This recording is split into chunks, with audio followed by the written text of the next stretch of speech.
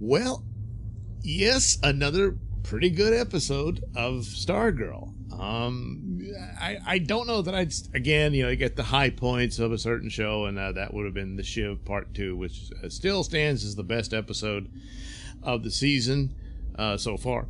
There's only 2 episodes left. But this one was pretty good, and a lot of aspects of it, I think, it's helped when the cheese is reduced. Of course, you got your comical cast there. They're still there, but it doesn't really matter. It doesn't drag it down as it could, but at this point, for a couple of episodes now, hasn't. So this one titled Shining Knight. So surprise, the janitor is Sir Justin, the Shining Knight, who hails from the time of Camelot, and his sword is Excalibur. It was given to him by the real King Arthur, and that's his story. Apparently he's searching for his horse. And where could it be? I don't know. Perhaps locked in the dungeon down below, because it's revealed, gee, what happened to him? Why doesn't he remember who he is and all this stuff? And how did he end up being a janitor at the school? And the clues are laid out when a conversation between Icicle and Brainwave, as Brainwave offers to wipe the memory of Barbara after they slaughter Stargirl and her family and let her survive because Icicle has the hots for her. And he says, well, we could spare her life. I could just wipe her memory. And Icicle says, no, I don't want you doing that, because she, people, when you do that, they're never quite the same again, or they're not quite right, And so, oh, well, that's what they did to Sir Justin at some point. He's not a member of the Justice Society in this iteration of it. He's one of the 7 Soldiers of Victory, and so it's like perhaps most of that group still exists. Who knows? But he came looking into what happened, and apparently, between Brainwave and Dragon King, well, his memory was wiped. As to why they didn't just kill him, I don't know. Perhaps they can't. I can't remember the entire story of Justin, if he's immortal and all that. So, obviously something's going on. He's that old, But the story isn't really about him. It gives more details about him, and his identity's revealed and all this sort of thing.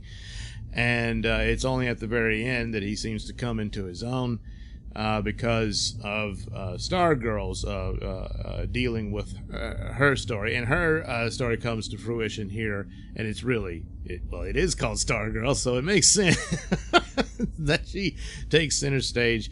And there's very little, there is no action in this story, and yet they handle their soap opera elements very well within the story. And so this isn't not really a filler episode. It's one of these calm before the storm, because the conflict is coming. They've got their project going where they're going to take over these 6 states to make their own little, injustice society, a nation of their own. And so the clock's ticking on, the machine's literally ready to go, and Brainwave will be the power source of it and whatnot. As far as I suspected that he faked his son's death, we don't know that. It doesn't seem to be the case. It appears he's dead, and Brainwave is just as evil as you might suspect. But I'm a little iffy on that based on how he, reacted and all that. But his memory's been restored by the Dragon King, so he's back the way he was when the show started. And of course, he outright tried to kill Stargirl from the beginning, and is determined to do it now.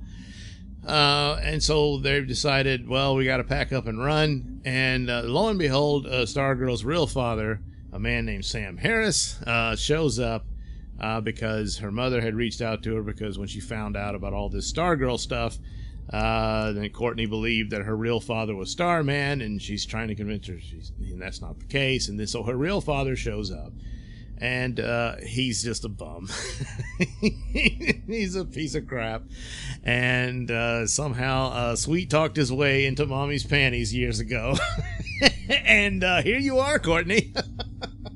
And, of course, Courtney has been living with this little girl's fantasy that her father was this heroic figure to her. She held on to her little locket and all this stuff, and a little present she had made for him and all this stuff. And then she wanted so badly to believe that, oh, the reason he didn't come back is because he couldn't. He was out fighting evil as a superhero, and he died, you know. And this is what got her into this. It sort of broadened her fantasy vision of her father into her becoming, you know, his successor as Stargirl and all that stuff. And then, but no, the real truth is very simple. He was a deadbeat, and he dumped your mom and didn't care. And so she's having to realize the reality of it, which is this kind of odd thing about how deep she was into her fantasy life. You almost think she would have some kind of breakdown. And I mean, she does emotionally, but not, you know, not a mental breakdown. But when she comes to realize, you know, what this guy's all about, and then it reveals why did he even bother to come check on her and all this stuff. Well, it turns out the locket is a very valuable piece of jewelry, and they're rare to get. And he says, hey, you know, and he has the other one. And if he could have both, boy, he could hawk that for some serious cash. And, oh, because I want to buy a better home for you to come visit me in and all this crap.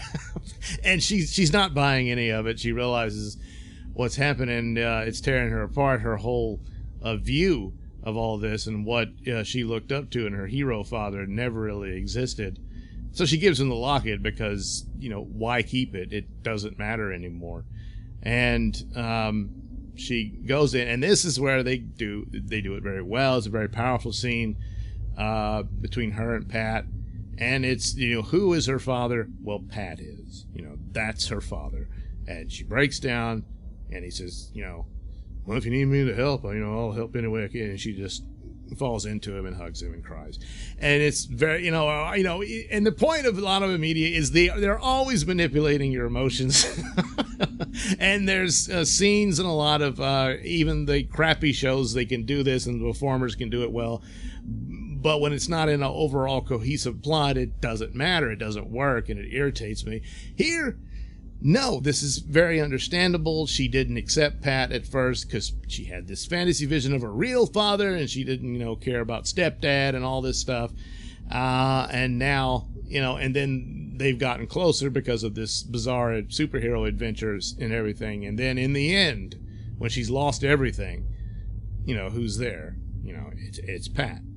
So it's very good. It's a touching scene. It works. Obviously, you see this 100 times in you know, other shows and whatnot, but it doesn't deviate from the overall story to the point that you're taken out of it or anything like that. It fits in very well, and it's nice. It's sweet. The ending kind of fizzles because it gets really kind of silly. Where the cosmic staff is not working for her anymore, and she comes to believe it's because, oh, the staff now knows I'm not really the successor. I'm not Starman's daughter, so I don't have a right to it. But that's not why the staff chose her. The staff had chose her because it felt she was worthy in and of herself, that she's a good spirit, that she's you know, a person who could be heroic and all this stuff. And then she truly believed in it, and albeit for the wrong reasons, and she thought of, you know, this fantasy she had, this fairy tale. But in the end, when she needed it and she realizes Brainwave's out to get her, he threatens them when they go to a memorial at the school. And he taunts them with his telepathy, her and the other members of the Justice Society now. And she's like, oh God, I've got to get the staff working. And that's what she does when she could have just gave up and ran, you know, and all that. She runs and tries to activate it. And it still doesn't work. And that really, it should have, I think. But they wanted to do this scene. She says, I need support from you guys. And now, but, you know, it's in keeping that she's accepted that these are her real parents. You know, obviously her mother is, but then also she sees Pat as her father now. And, you know, with their support, the staff ignites brighter than ever. And then Sir Justin comes down, and he's moved in with them because he's got nowhere else to go. And Pat's trying to help him because he realizes who he is and all that. And then he sees this, and he says, oh, our queen has arrived, you know.